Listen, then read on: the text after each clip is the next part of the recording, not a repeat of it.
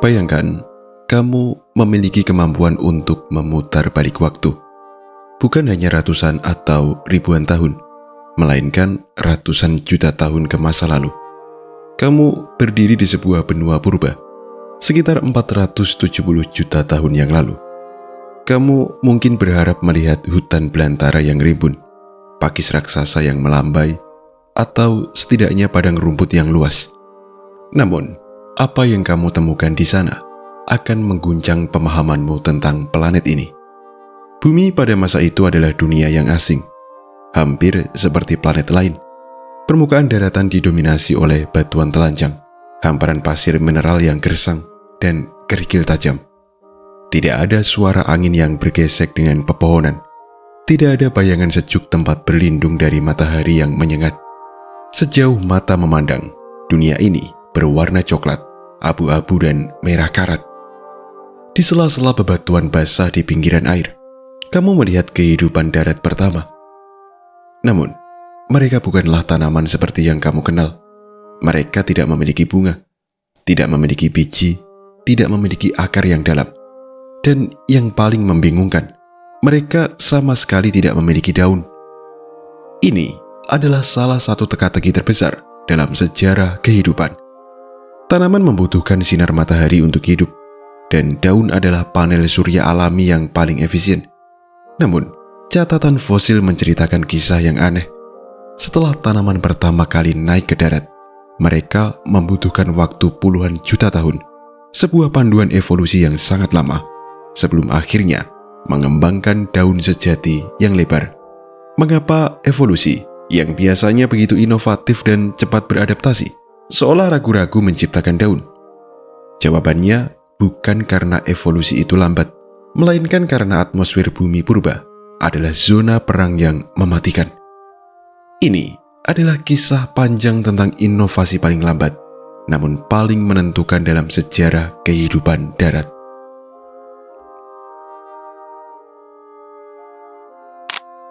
Dunia tanpa payung hijau. Mari kita perhatikan lebih dekat tanaman perintis yang mencoba menaklukkan daratan sekitar 470 juta tahun yang lalu. Jika kamu berlutut dan mengamati mereka, kamu akan melihat struktur yang sangat sederhana. Organisme ini seperti Cooksonia, lebih mirip tongkat hijau kecil atau ranting bercabang yang kaku. Mereka adalah pionir yang berani, tetapi anatomi mereka sangat minimalis. Tanpa daun, bagaimana mereka makan? Jawabannya terletak pada batang itu sendiri. Fotosintesis terjadi langsung di permukaan batang yang berwarna hijau.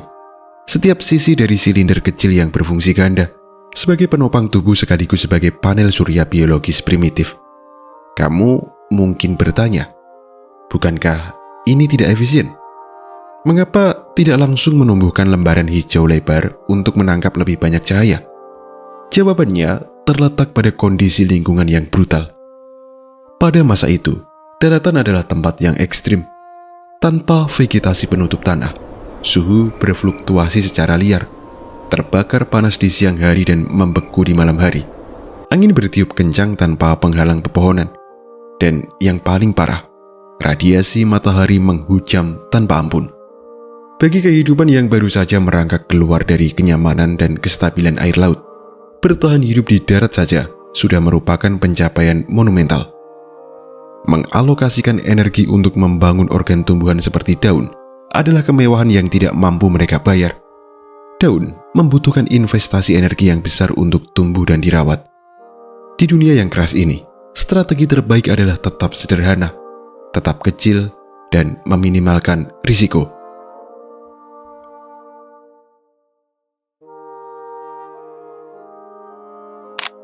Ekonomi biologis dan harga mahal sehelai daun.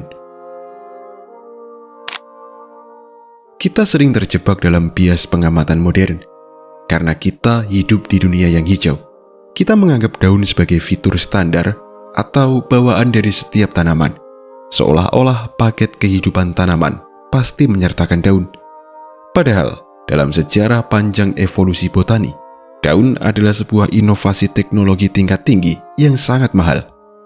Mari kita bedah daun dari sudut pandang rekayasa biologis. Daun bukan sekedar lembaran jaringan hijau yang pasif.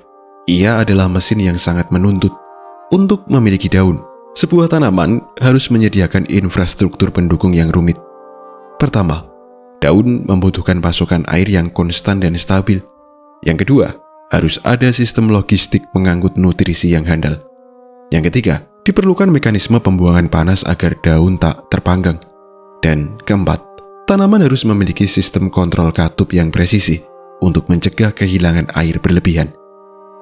Tanpa infrastruktur ini, keberadaan daun bukan membantu fotosintesis, melainkan justru membunuh tanaman inangnya. Bayangkan, membentangkan kain basah yang tipis di tengah gurun yang panas dan berangin. Kain itu akan kering dalam hitungan menit. Itulah yang akan terjadi pada daun di zaman purba jika tanaman belum siap. Daun yang lebar berarti memperluas permukaan tubuh yang terpapar langsung pada bahaya lingkungan, panas, angin, radiasi, dan penguapan. Dalam kalkulasi evolusi di masa awal tersebut, memiliki daun besar adalah sebuah kerugian taktis. Alam tidak mengejar estetika. Alam tidak terobsesi dengan efisiensi fotosintesis maksimal.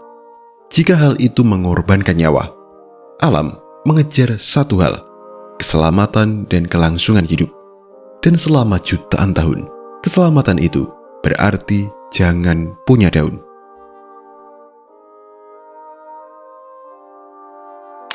Langit yang mematikan.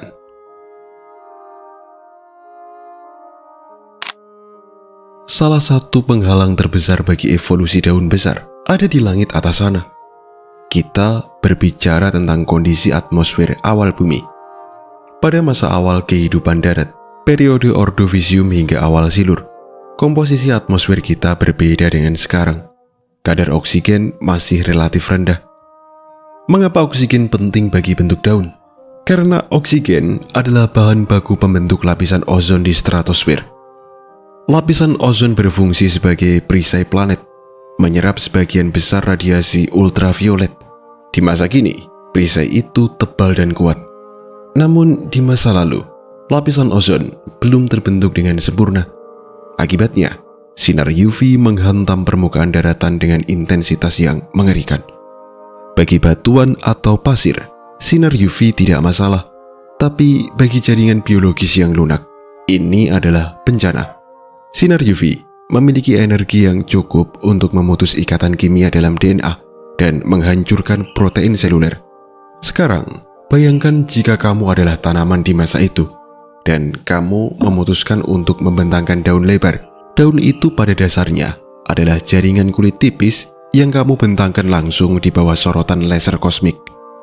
Permukaan yang luas berarti target yang luas. Kerusakan DNA akan terjadi lebih cepat daripada kemampuan sel untuk memperbaikinya. Mutasi akan merajalela, klorofil akan hancur, dan sel-sel akan mati massal. Dalam kondisi atmosfer yang belum memiliki perisai ozon yang memadai, daun besar bukanlah keunggulan evolusi. Itu adalah titik lemah yang fatal. Tanaman yang mencoba menumbuhkan permukaan lebar akan musnah terpanggang radiasi. Sementara rekan-rekan mereka yang berbentuk ranting silinder dengan luas permukaan minimal bertahan hidup karena meminimalkan paparan.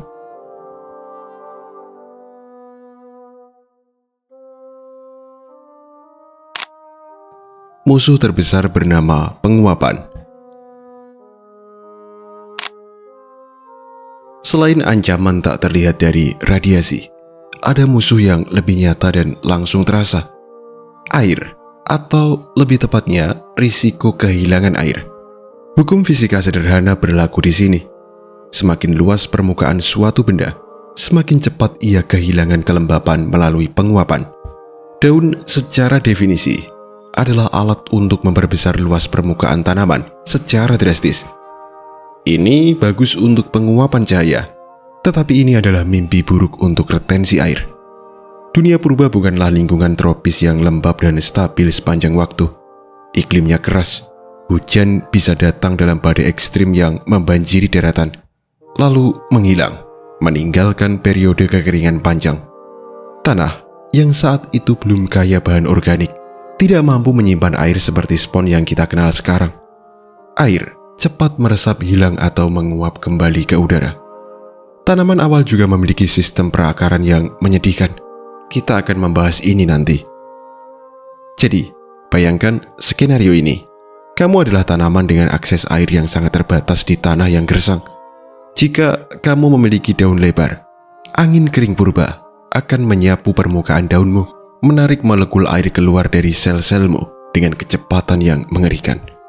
Kamu akan kehilangan air jauh lebih cepat daripada kemampuanmu menyerapnya dari tanah.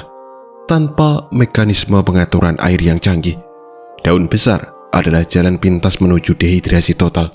Dalam hitungan jam, tanaman berdaun lebar akan layu, mengering, dan mati menjadi kerupuk biologi.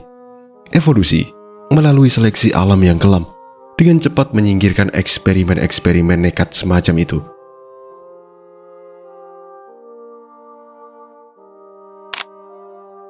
Menunggu pipa internal. Mari kita bicara soal infrastruktur. Sebuah gedung pencakar langit tidak bisa dibangun sebelum teknologi pompa air dan pipa tekanan tinggi ditemukan. Begitu juga dengan tanaman. Daun besar hanya masuk akal jika tanaman memiliki sistem perpipaan internal yang canggih. Sistem ini harus mampu melakukan 3 tugas berat sekaligus. Pertama, mengalirkan air dari akar, melawan gravitasi, hingga ke ujung daun tertinggi dan terluar. Kedua, mendistribusikan gula hasil fotosintesis dari daun ke seluruh bagian tubuh tanaman. Ketiga, menjaga tekanan turgor atau tekanan cairan agar daun tetap tegak dan mengembang tidak layu. Sistem ini kita kenal sebagai jaringan pembuluh, silem untuk air dan flum untuk makanan. Namun, sistem ini tidak muncul secara instan dalam semalam. Pada tanaman perintis seperti lumut atau Cooksonia, jaringan pengangkut ini masih sangat primitif atau bahkan belum ada sama sekali. Membangun silem yang kuat, yang pada dasarnya adalah pipa kayu mati yang diperkuat lignin, membutuhkan waktu jutaan tahun seleksi bertahap. Tanaman harus belajar cara mematikan sel-sel tertentu secara terprogram untuk membentuk tabung kosong yang bisa dialiri air. Tanpa pipa internal yang efisien dan berkapasitas besar ini, daun besar hanyalah beban. Bayangkan sebuah kota besar dengan jutaan penduduk, tapi hanya dilayani oleh satu selang air kecil. Kekacauan akan terjadi jika tanaman purba mencoba menumbuhkan daun besar tanpa silem yang kuat. Air tidak akan pernah sampai ke ujung daun. Ujung daun akan mati kekeringan, sementara batangnya masih basah. Gula hasil fotosintesis akan menumpuk di daun dan menyumbat sistem karena tidak bisa disalurkan ke bawah. Daun itu akan mati dari dalam. Evolusi harus menyelesaikan masalah infrastruktur internal ini sebelum bisa beralih ke ekspansi eksternal.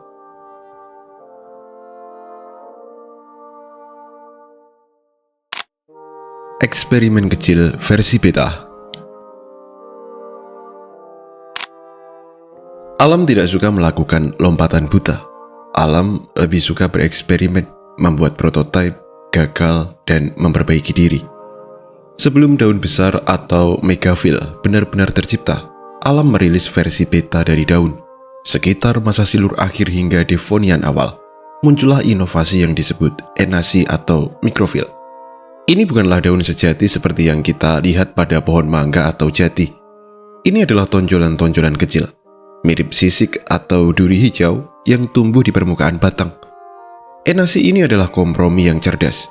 Mereka memberikan sedikit peningkatan luas permukaan untuk fotosintesis tambahan, tetapi ukurannya cukup kecil sehingga tidak memerlukan sistem pembuluh yang rumit.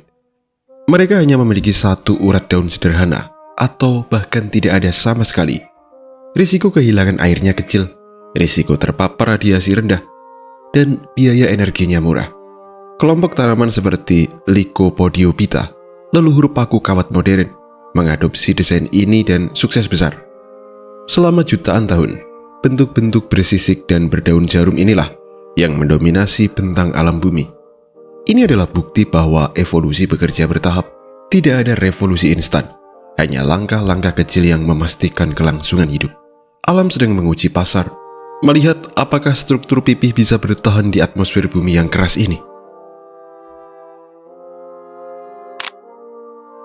Titik balik, lonjakan oksigen.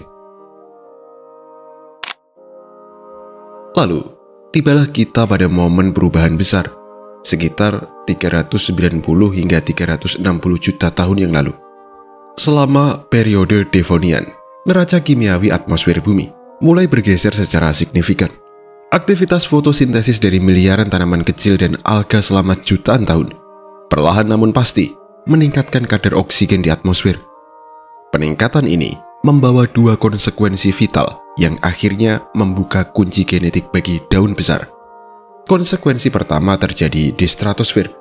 Semakin banyak oksigen, semakin tebal lapisan ozon yang terbentuk.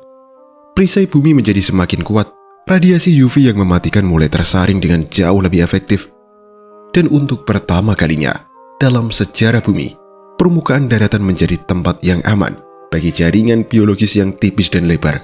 Risiko kerusakan DNA pada daun menurun drastis. Konsekuensi kedua berkaitan dengan efisiensi energi. Dengan kadar oksigen yang lebih tinggi, respirasi seluler, proses pembakaran energi dalam sel menjadi lebih efisien. Organisme termasuk tanaman kini memiliki anggaran energi yang lebih besar. Mereka memiliki surplus energi yang bisa diinvestasikan untuk membangun struktur yang kompleks, tebal, dan mahal, seperti daun lebar yang memiliki banyak lapisan sel dan urat-urat rumit. Baru setelah titik inilah, ketika atmosfer menjadi pelindung dan bukan lagi pembunuh, konsep daun besar mulai masuk akal secara biologis. Pintu gerbang evolusi akhirnya terbuka.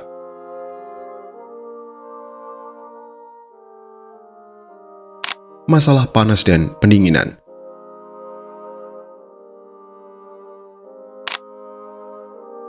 Namun, tunggu dulu, masih ada satu rintangan fisika, yakni panas. Daun adalah penangkap cahaya. Dalam hukum termodinamika, menyerap cahaya berarti menyerap energi, dan energi itu berubah menjadi panas. Jika kamu meletakkan benda hitam lebar di bawah matahari, benda itu akan menjadi sangat panas. Tanaman tidak bisa berpindah tempat untuk berteduh.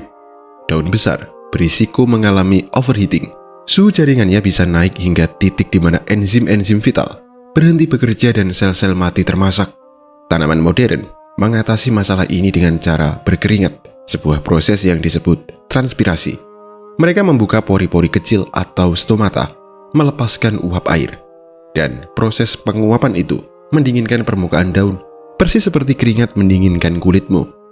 Namun, di dunia purba dengan kadar CO2 yang sangat tinggi, seperti di awal Devonian, tanaman menghadapi dilema.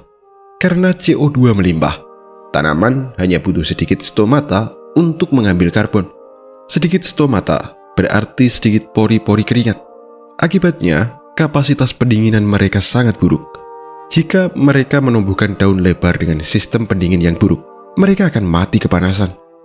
Alam harus menunggu hingga suhu global sedikit menurun dan kadar CO2 turun sebelum daun lebar benar-benar aman untuk dibentangkan. Daun besar bukan sekedar panel surya. Mereka adalah panel panas yang berbahaya jika tidak dilengkapi sistem AC alami yang memadai.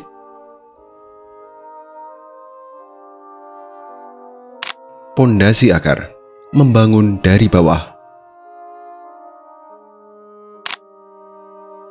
Kita sering melihat ke atas, mengagumi kanopi dan melupakan apa yang ada di bawah. Padahal, revolusi di atas tanah tidak mungkin terjadi tanpa revolusi di bawah tanah. Evolusi daun besar berikat erat dengan evolusi akar. Tanaman awal tidak memiliki akar sejati. Mereka hanya memiliki rhizoid, serabut halus mirip rambut yang hanya menempel di permukaan dan menyerap sedikit kelembapan. Rhizoid tidak bisa menembus tanah yang keras, tidak bisa mencari air di tanah dalam, dan tidak bisa menambang mineral secara efisien. Daun besar adalah organ yang haus. Mereka membutuhkan suplai air dalam volume besar untuk menggantikan air yang hilang akibat transpirasi. Akar dangkal tidak akan mampu memenuhi permintaan ini. Oleh karena itu, evolusi daun besar tertunda hingga tanaman berhasil mengembangkan sistem akar sejati yang kompleks.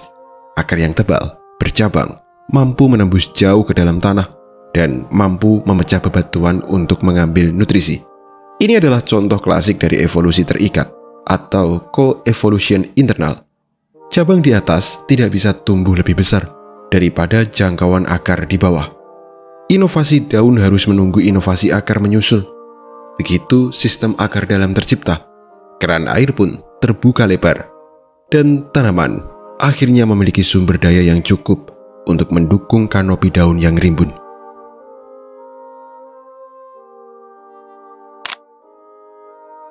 Penemuan berulang kali.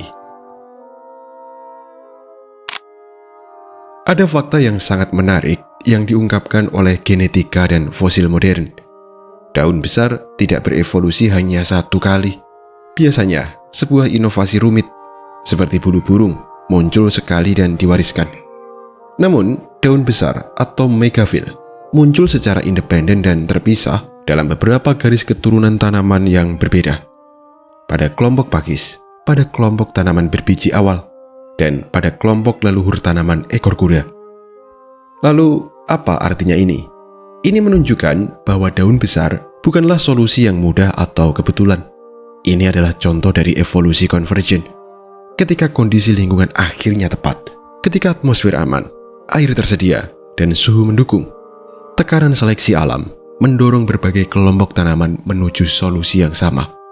Seolah-olah alam telah menyiapkan cetak biru daun besar selama jutaan tahun, tetapi menyimpannya di laci terkunci. Begitu kuncinya terbuka oleh perubahan atmosfer dan kesiapan anatomi, semua garis keturunan berlomba-lomba mengadopsi desain tersebut. Daun besar adalah solusi universal untuk masalah menangkap energi, tetapi hanya bisa diterapkan ketika teknologi pendukungnya sudah matang. Saat bumi berubah hijau.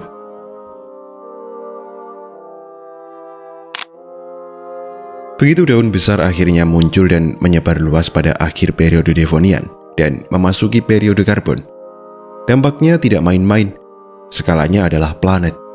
Hutan-hutan pertama dengan kanopi daun lebar mulai menutupi benua. Fotosintesis melonjak ke tingkat yang belum pernah terjadi sebelumnya. Mesin-mesin hijau raksasa ini menyedot karbon dioksida dari atmosfer dalam jumlah masif dan memompakan oksigen keluar. Efek berantainya mengubah wajah bumi selamanya. Penyerapan CO2 besar-besaran menyebabkan efek rumah kaca melemah, dan suhu global pun menurun, menjadikan bumi tempat yang lebih sejuk dan nyaman. Serasa daun yang jatuh menumpuk di lantai hutan, membusuk dan menciptakan lapisan tanah subur yang tebal untuk pertama kalinya.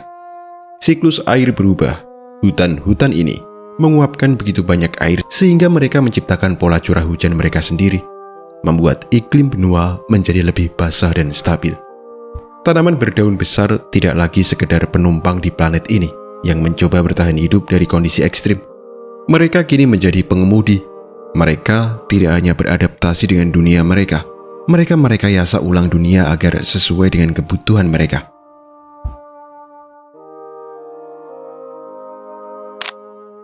Bukan awal, melainkan hasil akhir. Seringkali kita berpikir bahwa bumi yang hijau adalah kondisi default atau kondisi awal planet kita. Naskah sejarah ini mengajarkan kita sebaliknya. Planet hijau bukanlah titik start. Ia adalah garis finish dari sebuah maraton evolusi yang melelahkan. Dibutuhkan waktu hampir 40 hingga 50 juta tahun sejak tanaman vaskular pertama hingga hutan berdaun lebar benar-benar terbentuk. Dan jika dihitung dari tanaman darat pertama, butuh lebih dari 100 juta tahun. Itu adalah waktu yang lebih lama daripada jarak waktu antara kepunahan dinosaurus hingga masa kini. Kehijauan yang kita lihat di luar jendela hari ini adalah sebuah pencapaian terlambat. Itu adalah hasil akhir dari proses panjang yang penuh kegagalan, eksperimen yang gugur, penundaan karena iklim, dan kompromi anatomi. Setiap helai daun yang kamu lihat hari ini adalah monumen kemenangan atas radiasi UV, kekeringan, dan panas yang pernah menguasai bumi purba.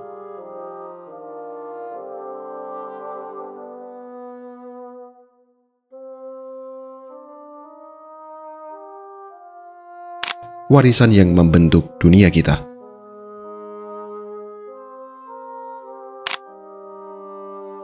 Tanpa perjuangan panjang evolusi dan besar ini, dunia kita akan menjadi tempat yang sangat berbeda dan jauh lebih sepi. Tanpa daun besar, tidak akan ada hutan hujan yang berlapis-lapis. Tanpa hutan, Tidak akan ada lapisan tanah humus yang tebal untuk menahan air dan mencegah erosi. Tanpa tanah dan hutan, sungai-sungai tidak akan mengalir stabil jernih. Mereka akan menjadi banjir lumpur bandang saat hujan dan kering kerontang saat panas. Tanpa biomasa daun yang melimpah, tidak akan ada basis makanan yang cukup untuk mendukung evolusi hewan-hewan darat yang berukuran raksasa. Dinosaurus, mamalia purba, gajah, hingga burung, semua berhutang nyawa pada keberadaan pabrik energi surya yang efisien ini. Daun besar, pada akhirnya, bukan sekedar organ tambahan pada tanaman. Ini adalah fondasi arsitektur ekosistem darat modern. Dunia yang kita pijak hari ini berdiri di atas sebuah keputusan evolusi yang sangat lambat, sangat hati-hati, namun sangat menentukan, yang diambil dari ratusan juta tahun yang lalu. Saat itu, setelah jutaan tahun bertahan sebagai ranting-ranting telanjang di bawah langit yang bermusuhan, alam akhirnya siap dan berkata, sekarang bumi siap menjadi hijau.